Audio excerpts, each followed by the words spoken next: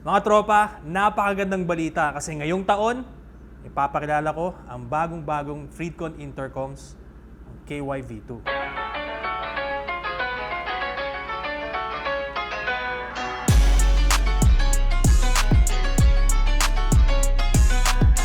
At syempre, unahin natin, ano nga ba yung mga kasama ng Freedcon KYV2 kapag binili nyo? Una, ang napakagandang KYV2 na box. Sa loob ng box, syempre nandito na ang KYV2. Next, manual na wala masyado nagbabasa. Syempre, available ang Velcro tapes para sa mga helmet na hindi intercom ready. Tapos, audio kit with gooseneck mic, perfect for half-face, modular helmet, and hard mic para naman sa full-face helmet. Para sa mount, merong adhesive at merong clip-on mount. Syempre guys, meron itong kasamang charging cable.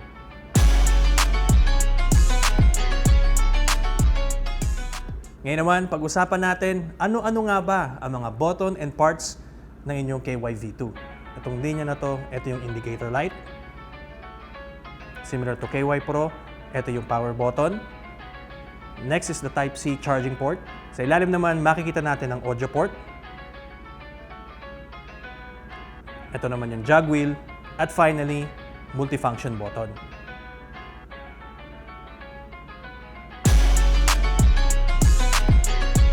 At ngayon naman, tuturo ko sa inyo kung paano natin i-connect ang KYV2 sa ating mga cellphone.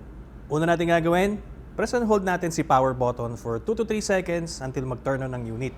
Maganda kay KYV2, every time na i-on natin ang unit, automatic na siyang magpe-pairing mode. Once nakikita nyo, nagbi-blinking red and blue light na yung indicator light, punta na tayo sa cellphone, i-turn on lang natin si Bluetooth settings, hanapin lang natin si KYV2 and select it. After couple of minutes nga, maririnig nyo na sa KYV2 ang Bluetooth connected.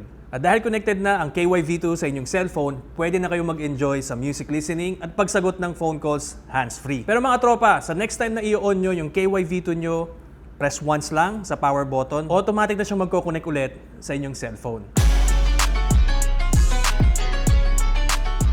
So bumili kayo ng dalawang KYV2. Pakita ko sa inyo kung paano natin sila i-connect sa isa't isa. I-turn on natin ang unang unit by pressing the power button for 2 to 3 seconds. Welcome. Initially, meron kayong maririnig na pairing, pero pairing yan para sa cellphone. Next, double press si power button para mag-intercom pairing mode. Gagawin din natin siya sa pangalawang unit, and then antayin lang natin siya mag-connect after 3 to 5 seconds. Welcome. Battery level high. Pairing. Intercom pairing. Once successfully connected, meron kayong maririnig na intercom connected na voice Intercom prompt. connected.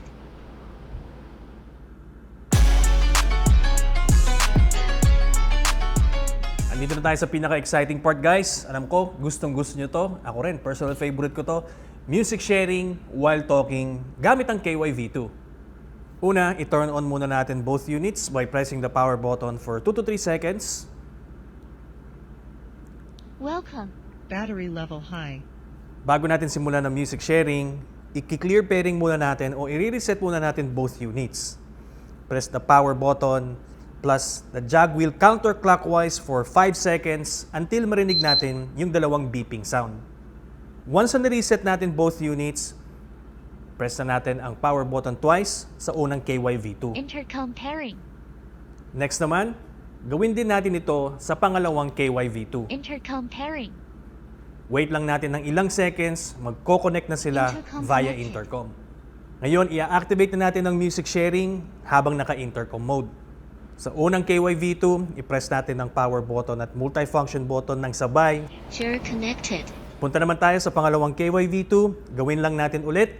Press natin ang power at multifunction button ng sabay. Maririnig ulit natin ang sharing enabled. Once activated na ang music sharing, meron kayong maririnig sa voice prompt na Share sharing connected. connected. Once activated na ang music sharing, punta naman tayo sa cellphone. Sa inyong cellphone, pumunta tayo sa Bluetooth settings, click natin ang KYV2.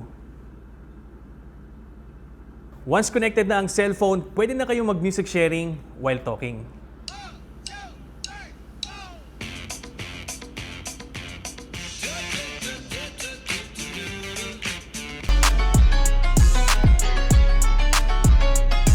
reminder guys, available na po ang Freedcon Power Adapter. Ito po ay ginawa compatible sa inyong Freedcon Intercoms model with 5 volts 1 ampere. Wag nyo na pong gagamitin ang fast charger, power bank, saksak sa motor or sa laptop para i-charge ang inyong mga Freedcon Intercom. Lastly guys, para sa inyong Freedcon support, meron po kaming sariling service center. Mag-message po kayo sa aming Facebook page, Freedcon Philippines Service Center. Sila na pong bahala para sa technical support at syempre sa mga warranty claims. Ako nga pala si Breds. Mag-ingat kayo lagi. Enjoy yung Freedcon.